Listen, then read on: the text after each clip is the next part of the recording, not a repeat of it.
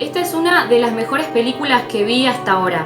Mi nombre es Romy Gorián de VHS Nerds y esto es Midsommar.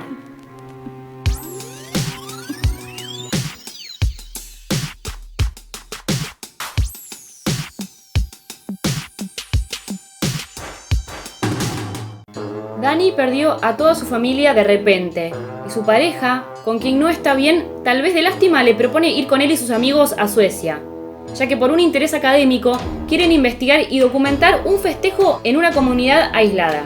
Este festejo se llama Midsommar. Es un festival de carácter pagano que se celebra cada 90 años con la llegada del solsticio de verano en Suecia.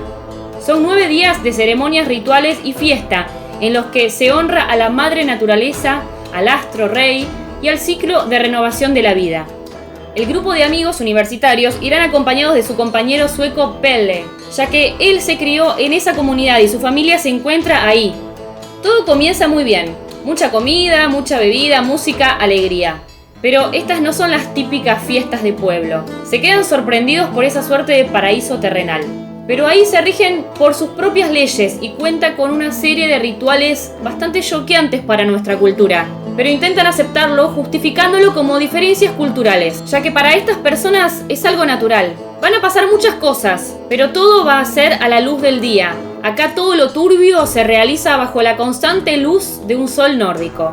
A diferencia de la gran mayoría de las películas de este género, en donde hay cierto tipo de escenas que ocurren de noche, y no quiero spoilear nada, acá hay que destacar que no es normal que una obra de terror se desarrolle en este ambiente totalmente diurno, ya que además de que solemos asociar el miedo con la oscuridad, es mucho más complejo transmitir este sentimiento. Pero acá se utiliza de manera tal que hace que sea un elemento importante para transmitir angustia y paranoia. Acá hay drama, horror y terror psicológico, aunque encaja en un subgénero en el terror llamado terror folk. No hace mucho tiempo que comencé a escuchar este término, y es caracterizado por tener lugar en ámbitos rurales, propicios para desarrollar historias en torno a tradiciones y ritos ancestrales, tal vez con mitos y supersticiones nacidos del folclore popular, o con actitudes y actividades ocultas por los habitantes de estas comunidades apartadas de las grandes ciudades. Cuenta con una excelente fotografía, casi toda enmarcada en un valle florido y colorido, con una desbordante luminosidad. Nosotros como espectadores procesamos paz, armonía, belleza, tranquilidad y composiciones simétricas que se van a chocar contra una realidad perturbadora.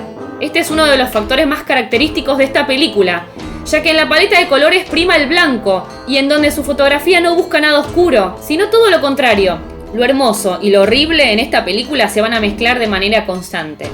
Otra cosa interesante es que aborda las dinámicas psicológicas de esta pareja protagonista, como la dependencia de ella o la falta de comunicación de parte de él, y la frustración de los dos.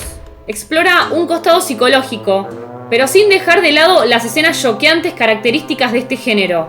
La película te incomoda y te perturba, al igual que a sus personajes principales, que se encuentran en una cultura que les es ajena. Cuando viajas a otros países, es normal descubrir otras culturas, costumbres y estilos de vida. Hasta pueden tener origen en antiguos ritos que alimentan unas leyendas o una riqueza cultural del lugar. Por eso es que a veces se desdibuja la línea entre lo que nos parece extraño y lo que sabemos que está mal. La película habla de un viaje de ida, de desprenderse de lo viejo para dar paso a lo nuevo. La ruptura, el descubrimiento, los ciclos, los sacrificios, tanto de uno mismo como en comunidad. También habla sobre la pérdida y la aceptación, y sobre la purga en el proceso de desapego que una vez realizada nos permitirá florecer. Te digo 3 datos acerca de esta película.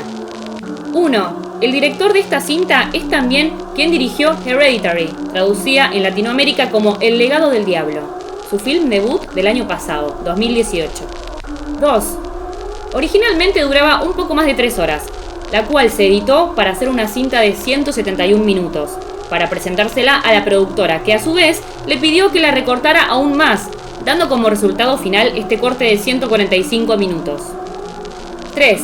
La historia se ubica en algún lugar del norte de Suecia, pero en realidad fue filmada en Hungría. Ya sabes que si te gustó el video, le podés dar un like, un pulgar arriba, y lo puedes compartir con tus contactos. Y aparte, te puedes suscribir para que te lleguen todas mis reseñas. Te veo en el próximo video.